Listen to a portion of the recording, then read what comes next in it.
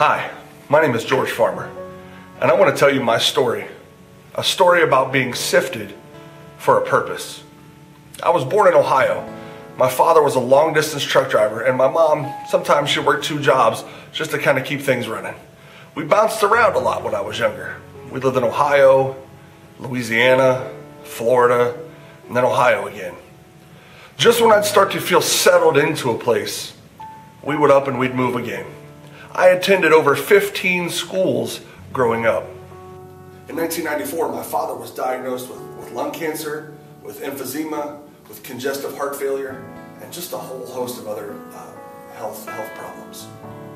My dad was a big, strong, burly kind of a guy. He looked like Uncle Jesse from the Dukes of Hazzard. But from 1994 on, I would watch my father's health decline slowly. And this was part of my sifting. In 1995, I attended Kentucky Christian University with the dreams of becoming a youth minister. But after a year there, I was unable to return because of financial reasons, so I moved back home, and I enrolled in a local college. You see, after I had failed out of there, I wanted to become a sports broadcaster. I wanted to be on ESPN, but those were my plans and not God's. By 1998, my dad's health was getting much worse, and my mom was working 2, sometimes 3 jobs just to put food on the table, and she was taking care of my dad's health. By that time, I had flunked out of school, and I was working full-time at a movie theater. I was in a pretty dark place in my life at that time. I'd stopped going to church.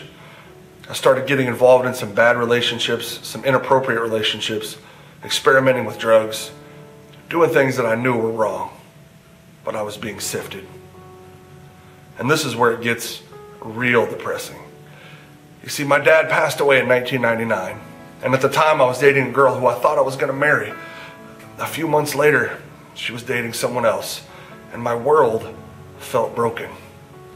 I know this is going to sound like a bad country song, but even our family dog died right around that same time.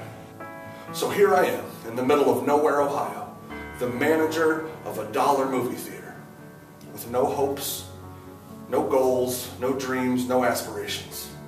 And one day I get a call from the owner of the movie theater who told me he was going to shut the theater down. And now I have nothing. Being sifted is not pleasant. It was then that I decided that I needed to do something with my life. You see, all of my other friends, they were all either working in factories or strung out or in jail or even dead. And I began praying for direction. I had run so far away from God that I was sure that He wasn't even listening. But our God is great.